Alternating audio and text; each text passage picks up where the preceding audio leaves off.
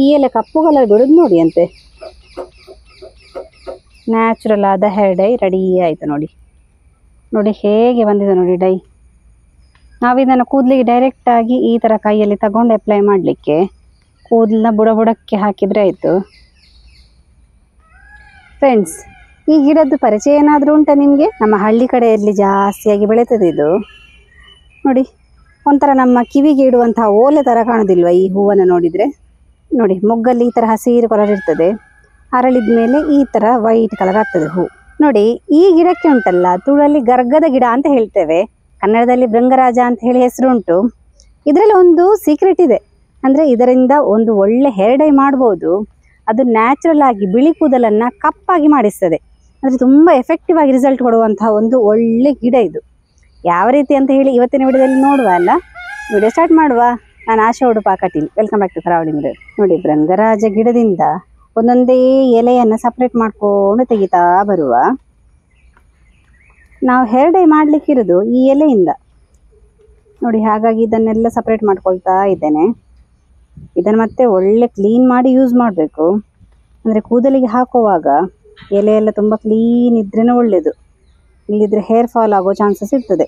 ಈ ಎಲೆಯನ್ನು ಒಂದು ಕೈಯಲ್ಲಿ ತಗೊಂಡು ಈ ಥರ ಮಾಡ್ತಾ ಇದ್ದರೆ ಅದರ ಕಲರ್ ನೋಡಿ ಅಂತ ಬಿಡೋದು. ಎಲೆಯನ್ನು ತಿಕ್ಕುವಾಗಲೇ ಅದು ಸ್ವಲ್ಪ ಬ್ಲ್ಯಾಕ್ ಕಲರ್ ಆಗ್ತದೆ. ಅಂದರೆ ಅದುವೇ ಇದರ ಸೀಕ್ರೆಟ್ ನ್ಯಾಚುರಲ್ ಗುಣ.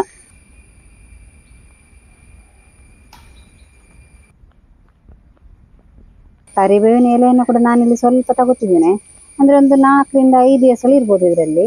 ನಮ್ಮ ಇವತ್ತಿನ ಹೇರ್ ಡೈಯಲ್ಲಿ ಭೃಂಗರಾಜ ಕೂಡ ಉಂಟು, ಹಾಗೆಯೇ ಈ ಕರಿಬೇವು ಕೂಡ ಉಂಟು. ಎರಡನ್ನ ಸೇರಿಸಿ ಮಾಡುವಂಥದ್ದು. ನೋಡಿ, ಹೇರ್ ಡೈಗೆ ನಾನಿಲ್ಲಿ ಸ್ವಲ್ಪ ಭೃಂಗರಾಜ, ಹಾಗೆಯೇ ಸ್ವಲ್ಪ ಕರಿಬೇವು, ಬ್ಲ್ಯಾಕ್ ಟೀ ಪೌಡರ್ 2 ಸ್ಪೂನ್ ಆಗುವಷ್ಟು, 2 ಸ್ಪೂನ್ ಆಗುವಷ್ಟು ಮೆಂತೆ, ಇಷ್ಟನ್ನು ತಗೊಂಡಿದ್ದೇನೆ. ಹೇರ್ ಡೈಗೆ ನಾವಿವಾಗ ಮೆಂತೆ ಮತ್ತು ಚಹಾ ಪೌಡರನ್ನು ಹುರಿಯುವ. 2 ಚಮಚದಷ್ಟು ಮೆಂತೆ ಡ್ರೈ ಆಗಿ ಹುರಿಯುವ. ಎಣ್ಣೆ ಎಲ್ಲ ಎಂತ ಹಾಕಲಿಕ್ಕಿಲ್ಲ, ಸ್ವಲ್ಪ ಚಿಟಪಟ ಸಿಡಿಯುವ ತನಕ ಹುರಿಯುವ.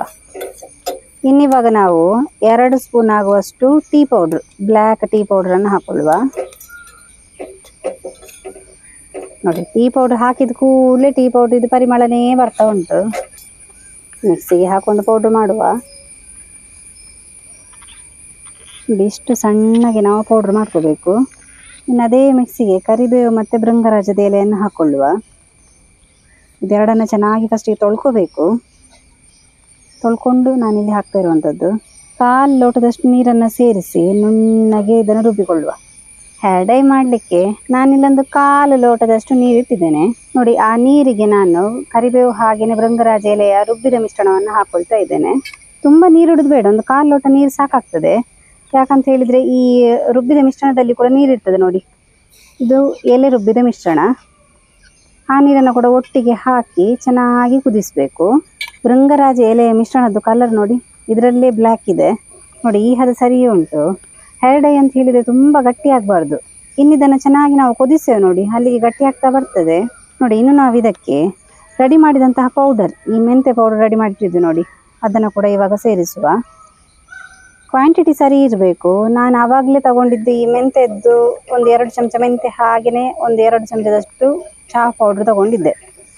ಅದು ಹಾಗೆಯೇ ತಗೊಂಡು ಮಾಡಬೇಕು. ಇಲ್ಲದಿದ್ದರೆ ಈ ಮೆಜರ್ಮೆಂಟ್ ತಪ್ಪಿದರೆ ನಮ್ಮ ಹೇರ್ ಡೈ ಸರಿಯಾಗಿ ಬರುವುದಿಲ್ಲ. ನೋಡಿ, ಪೌಡರ್ ಹಾಕಿದ ನಂತರ ಸ್ವಲ್ಪ ಗಟ್ಟಿ ಆಗ್ತಾ ಬಂತು. ಇನ್ನಿದನ್ನು ಸರಿ ಕುದಿಸುವ.